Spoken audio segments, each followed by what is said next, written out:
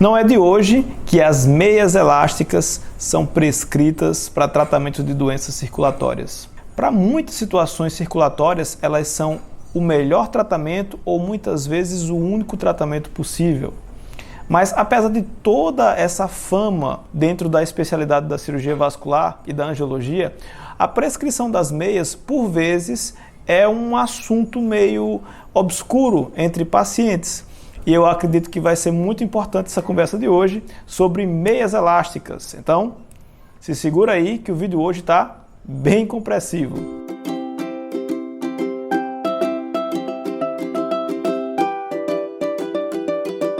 Vamos falar sobre meias elásticas, mas antes, dá aquela velha comprimida aqui no botão do gostei, se inscreva nesse canal, você que ainda não é inscrito, e aperta também o sininho de notificações para você não perder nenhuma novidade relacionada à saúde vascular aqui nesse canal. Bora começar a nossa conversa sobre meia elástica sem mais delongas.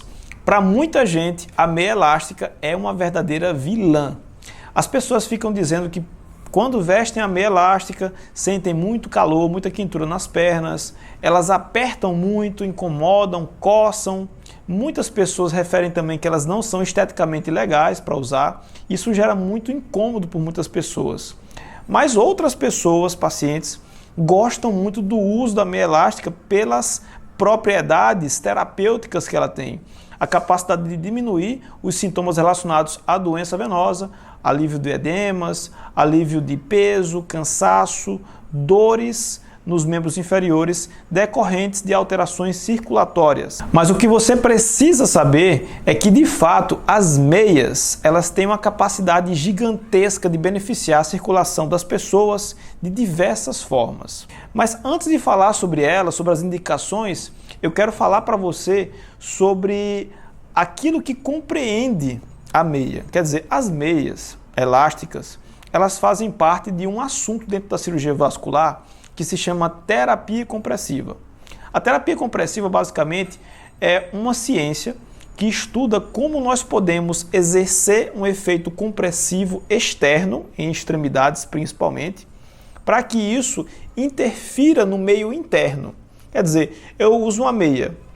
Essa meia vai comprimir essa perna, por exemplo, e essa pressão que está acontecendo do lado de fora vai ser transmitida para a parte interna da perna, onde estão os vasos, os músculos, os ossos, os tecidos de uma forma geral, e isso vai gerar um reequilíbrio entre os dois ambientes. E aí eu queria falar para você sobre os tipos de meia elástica que nós temos hoje no mercado. São basicamente 3 tipos de meia elástica. A primeira é a chamada meia de suporte ou meia preventiva. Elas são meias que não precisam de prescrição médica porque elas têm uma compressão considerada baixa. São compressões menores que 18 milímetros de mercúrio. Elas podem ser compradas em diversas marcas, eu não vou citar nenhum aqui, mas dá para comprar em farmácias, dá para comprar em lojas esportivas, você encontra bastante. Essas meias servem para dar um conforto a mais para quem fica aí mais de 4, 6 horas em pé no trabalho. Funcionam como uma espécie de EPI, né? Eles vão ajudar a sua musculatura a bombear melhor o sangue, mas o efeito delas é de fato muito leve. Nós vamos ter também as meias terapêuticas, que são aquelas que possuem mais de 18 milímetros de mercúrio de compressão. Elas precisam de prescrição médica para serem dispensadas nas farmácias, nas lojas de distribuição, porque elas exercem um efeito compressivo maior e em algumas situações isso pode ser danoso quando mal indicado. Então precisa ter uma prescrição como é um medicamento. Ele vai precisar, o médico passar as características dessa meia. Depois eu posso fazer um outro vídeo falando sobre a prescrição efetiva, assim como fazê-la, isso aí voltado mais para os profissionais propriamente, mas ela precisa de prescrição porque ela pode gerar alguns danos quando prescrita de forma irregular. E existem também as meias antitrombo, são meias 18, 23 milímetros de mercúrio, que são usadas basicamente para prevenir tromboses em contextos de pós-operatório, transoperatório de grandes cirurgias, cirurgias com mais de 4 horas, com mais de 6 horas, cirurgias plásticas, cirurgias que vão envolver grandes descolamentos de tecidos e que podem incrementar, pelo repouso prolongado que o paciente vai ficar na cirurgia, em um risco aumentado de trombose. Além de classificar a nossa meia quanto a ser meia de suporte, meia terapêutica, meia antitrombo, eu posso também classificar ela quanto ao tecido que está sendo usado para fazer essa meia, o tipo de costura, vamos dizer assim.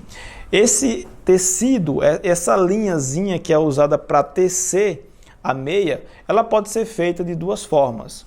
Ela pode ser feita através da malha circular, a meia que vai virar uma espécie de cilindro, uma espécie de tubo, onde a gente vai deixar já na máquina ela prontinha assim, ou então a gente pode também fazer uma meia de malha plana, que é quando eu faço a meia reta, plana, e a gente vai costurar ela aqui em um ponto central, normalmente a parte posterior, e vai encontrar aqui, vai fazer o cilindro disso daí. Então, pode ser de malha circular ou de malha plana. No nosso meio aqui, corriqueiramente, a que é mais utilizada é a de malha circular. Isso vai ser importante porque a malha circular ela tem um efeito mais elástico e a malha plana tem um efeito mais inelástico. Em algumas situações eu vou preferir uma ou a outra. Além de falar sobre se é a meia de suporte, se é a meia terapêutica, se é antitrombo, se é malha plana, se é malha circular, eu também preciso discriminar se a minha meia ela é uma meia 3/4, é uma meia 7/8 ou se é uma meia calça. Basicamente são esses os três tipos de meia que nós temos. Uma meia que vai abaixo do joelho, uma meia coxa ou aquela meia completa que vai até a região pélvica, cobrindo a região inguinal. Isto posto, podemos falar então das indicações das meias elásticas. Basicamente, as meias elásticas vão ser indicadas quando nós temos doenças venosas, e a gente vai falar sobre as varizes, principalmente quando a gente fala dessas doenças venosas, em basicamente todas as fases da doença venosa. Lembre-se que existe uma escala chamada de classificação CEAP, é a classificação clínica, etiológica, anatômica e patológica, e essa escala vai variar basicamente de 0 a 6. Em todas essas fases, a meia vai ser uma importante ferramenta que o médico vai dispor, o médico vascular vai dispor. Se o paciente tem, digamos, C1, que são os vasinhos, a meia vai ajudar. Se o paciente tem já as veias grossas, a meia vai ser tanto importante para o tratamento clínico, quer dizer, para diminuir os sintomas, como também nas intervenções. Depois que o paciente tratou, vai precisar usar durante um tempo a meia para condicionar a circulação dele junto com outras medidas medicamentosas, exercícios, para otimizar a circulação dele e impedir a recorrência dessas veias, tendo em vista que são doenças que têm influência genética muito forte. Então, em todas as fases da doença venosa, das varizes, as meias vão estar indicadas. Elas também vão estar indicadas nas doenças linfáticas, principalmente no contexto de manutenção. Quer dizer, o paciente quando vem com linfedema crônico, normalmente ele vem com aquele edema duro, aquele edema já difícil de sair com a meia apenas. Ele vai precisar de uma coisa mais forte inicialmente, que é a terapia descongestiva complexa. Normalmente a gente tem que fazer essa terapia, que é a base de terapia compressiva inelástica, não a meia elástica, para poder tirar esse edema completamente, deixar a perna sequinha, para então entrar na fase de manutenção, que é usada a meia.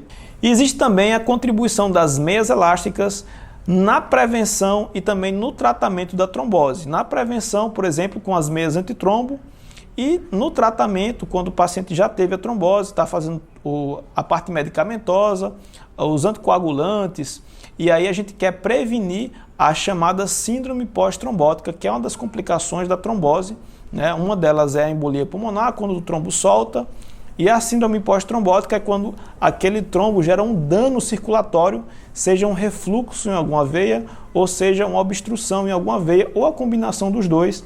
Isso pode gerar a diminuição na eficiência da circulação desse membro. Então as meias vão entrar exatamente aí para prevenir essa síndrome pós-trombótica também. Mas nem tudo são flores dentro da terapia compressiva elástica, dentro das meias elásticas. Nem todo mundo vai poder se beneficiar dos efeitos elásticos das meias.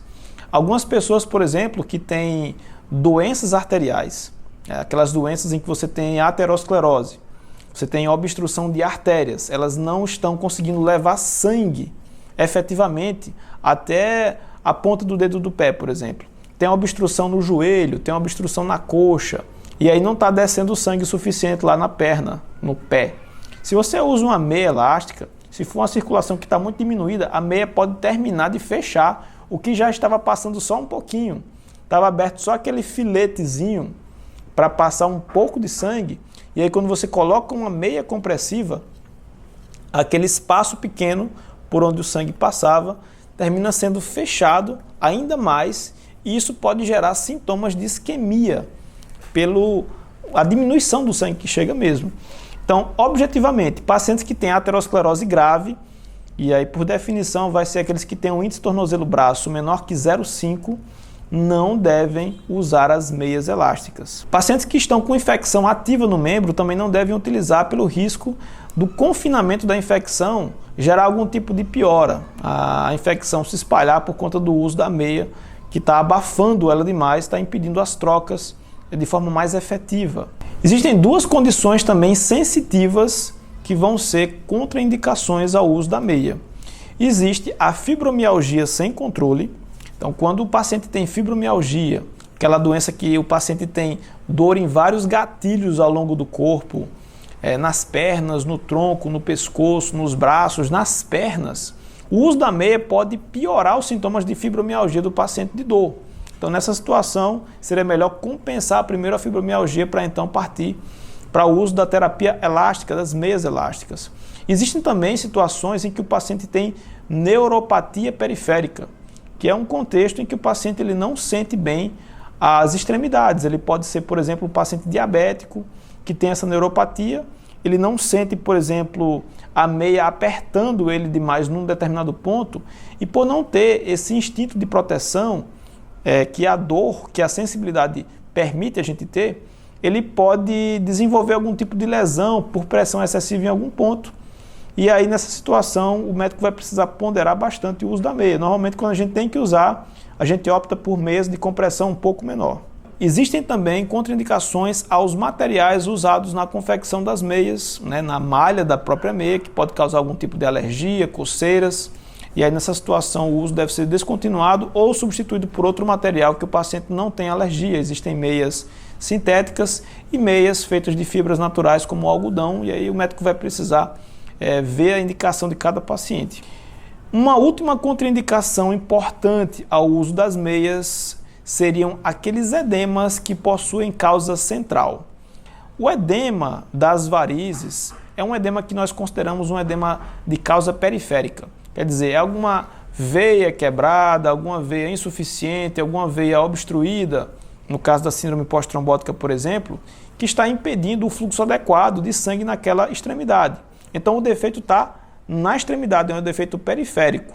Então, eu preciso atuar perifericamente para poder corrigir.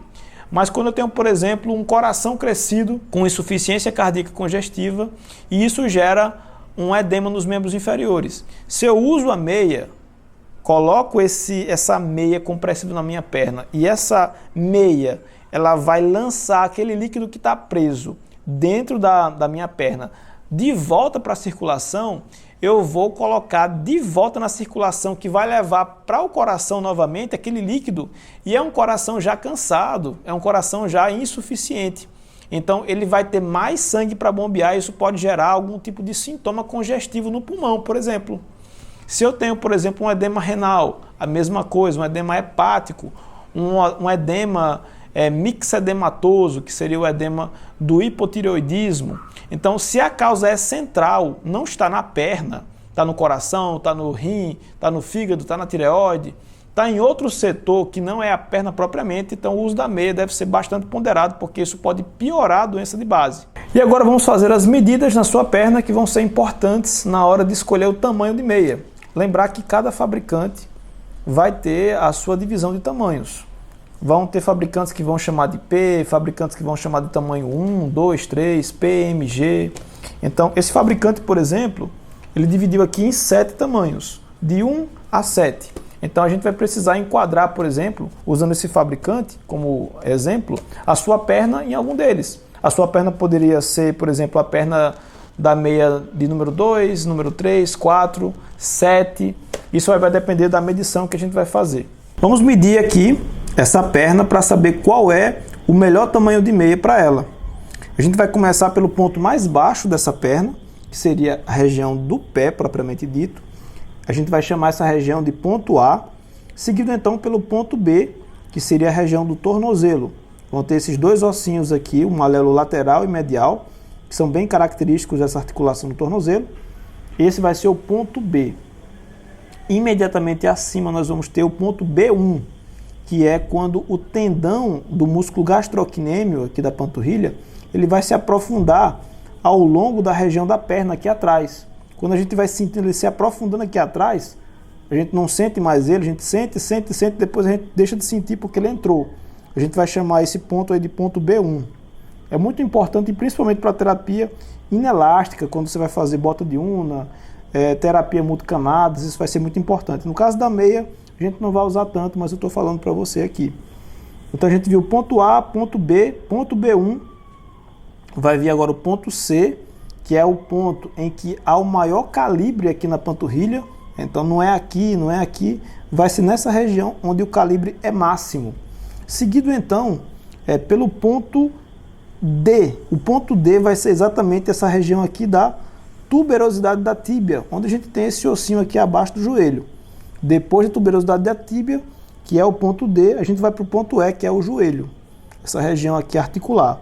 Depois do joelho, que é o ponto E, a gente vai então para o ponto F e para o ponto G, que é basicamente um pouco acima do joelho, vai ser o ponto F, que vai ser aproximadamente aí no meio do entreperna, dessa região aqui da coxa, e o ponto G, que é o ponto mais alto, vai estar aí a mais ou menos 5 centímetros abaixo da região glútea. Então, para a prescrição da meia 3/4, vai bastar a gente saber a medida do ponto B, aqui vai ser 22,5, e do ponto C, que vai ser aqui 34,5. 34,5 no ponto C, 22,5 no ponto B. E a gente vai precisar cruzar essas informações com o que vem aqui dizendo nas costas das caixas da meia que a gente vai usar. Muito bem, a gente já mediu nossa perninha aqui. E aí a gente encontrou 22,5 no ponto B e 34,5 no ponto C. Ponto B, tornozelo, ponto C, a panturrilha. E a gente vai pegar a meia aqui desse fabricante. Eu vou mostrar para vocês aqui na tela que a gente vai ter a divisão aqui basicamente, como é uma meia 3/4, é uma meia que vai até a região abaixo do joelho, a gente vai ter a divisão aqui em tornozelo e em panturrilha. Ele não coloca os pontos já para facilitar. Ele coloca tornozelo e panturrilha, ponto B e ponto C. Então no ponto B, que é o ponto do tornozelo, ele vai dizer aqui que é de 20,5 a 22,5 vai ser concordante com o tamanho 2. A gente precisa só confirmar se a panturrilha também vai estar nessa casa. Então ele vai dizer aqui de 30 a 39 centímetros também vai ser o ponto 2. Então nessa situação a paciente teve 34,5. Então 34,5 vai estar entre 30 e 39. Então o tamanho para essa paciente ideal vai ser o tamanho 2, portanto, e aí a gente vai, através dessa medida, poder então liberar essa meia para a paciente usar. Muito bem, agora eu quero te mostrar como é que a gente vai fazer para calçar essa meia em nós mesmos. Então eu vou pegar aqui um creme hidratante, né? Existem vários no mercado, o seu médico pode prescrever algum creme específico, dependendo de alguma situação que você tenha. Vou pegar aqui, vou levantar a perna que eu vou calçar a meia, né? Bem levantadinha. Vou pegar aqui o creme, vou passar aqui nas minhas mãos. Com a perna limpa, você vai fazer a aplicação desse creme, começando na base aqui dos artelhos dos dedos, subindo aqui para a região do pé, o dorso do pé, região aqui do calcanhar, do tornozelo, e aí vai subindo até a região aqui, da perna propriamente dita, da panturrilha, passando esse creme hidratante para manter a sua pele realmente bem hidratada, porque senão principalmente quando você é diabético ou tem alguma doença vascular, você vai tendo um ressecamento dessa pele e isso favorece, por exemplo, a fissuras, que podem dar início a problemas, a feridas, enfim, algum tipo de contexto cutâneo que precipita alguma descompensação vascular. Então é bem importante você estar com essa pele bem hidratada. E agora que eu já hidratei minha perna, eu vou aqui pegar a meia, que eu já medi, e vamos então abrir ela. Eu vou aqui, ó, tem um selozinho aqui, minha unha está meio curta, e aí não dá para abrir tão facilmente, mas é importante que você faça esse ato de calçar pela manhã. Região da manhã é bem importante. Então a gente vai pegar aqui, ó, essa meia, ela vem aqui com algumas informações aqui sobre a lavagem, sobre a conservação dela, algumas recomendações também sobre a forma de calçar, ter atenção com unhas compridas, anéis, relógios, para evitar efetivamente rasgar o material, né? Então você pode ler com mais atenção, né? Ele deseja aqui muito sucesso no tratamento, esse fabricante. E aí a gente vai ver aqui a nossa meia. São duas que vêm, são o par, então vem as duas meias. A gente vai pegar aqui elas são ambidestras, na maioria dos fabricantes, mas esse fabricante aqui em especial, ele vai fazer uma separação aqui entre perna direita e perna esquerda. Então ele bota aqui, ó, left, e bota aqui o Rzinho de right. Então eu vou calçar a perna direita, então eu vou pegar o R, que é o right, vou deixar essa aqui, e a gente vai fazer então o ato de calçar dela. Então como é que a gente vai fazer? Tem aqui, ó, o calcanhar da meia, aqui, ó, região do calcanhar, vou mostrar aqui com mais detalhes. Era bom para ver com um cenário mais clarinho para você perceber a diferença. Então tá aqui, ó, o calcanhar, tá aqui a ponta da meia e tá aqui, ó, a extremidade da meia. Então, como é que a gente vai fazer? Eu vou pegar, colocar, ó, o calcanhar para lá, para frente, ó. Vou aqui, ó, abrir essa região aqui da meia e nós vamos com a mão espalmada colocar nessa região aqui, ó, até chegar no calcanhar, na parte interna do calcanhar. Coloquei aqui, ó. Agora eu vou fazer, ó, pegar aqui nessa extremidade e vou inverter essa meia. Ok? Eu vou fazer novamente para que você não tenha nenhuma dúvida, ó. Vou pegar aqui, ó, botei ela na posição inicial. Tá aqui o calcanhar, ó, é bem fácil de achar o calcanhar. Ele é uma proeminência que tem aqui na região do pé. Eu vou colocar ele à minha frente, ele voltado para a minha frente. Vou colocar minha mão espalmada nessa região interna. E aí, ó, vou pegar o calcanhar por dentro. E aí, ó, vou inverter, ó. Agora que eu já fiz isso, tá aqui, ó, a região do calcanhar aqui para fora. Eu vou enlarguecer essa região aqui, ó, e vou calçar o meu pé. Eu vou introduzir meu pé nessa aberturazinha e eu vou colocar até a região do calcanhar. Vou vestir até aqui, ó. Vai ficar assim. E agora eu vou pegar essa extremidade que ficou aqui, ó, e só tem o trabalho de puxar. Vou puxar gentilmente e agora, ó, com 2 dedinhos, ó, eu vou fazer isso. Pronto. Vai ficar um bolo aqui, ó. Eu vou ajustar o calcanhar direitinho. Vai ficar um bolo nessa região. Tudo que eu tenho que fazer, ó, eu vou baixar um pouquinho aqui a meia. E aí eu vou trazendo devagarzinho ela. E vou distribuindo ela ao longo da perna. E ela tem que parar onde? No ponto D. Qual é o ponto D? É a tuberosidade da tíbia. Esse ossinho que a gente tem embaixo do joelho. Então essa é uma meia que a gente considera uma meia AD. É uma meia que vai do pé até o ponto D. Ela vai cobrir a região do pé, que é o ponto A, o ponto B, o ponto B1, o ponto C e vai parar no ponto D.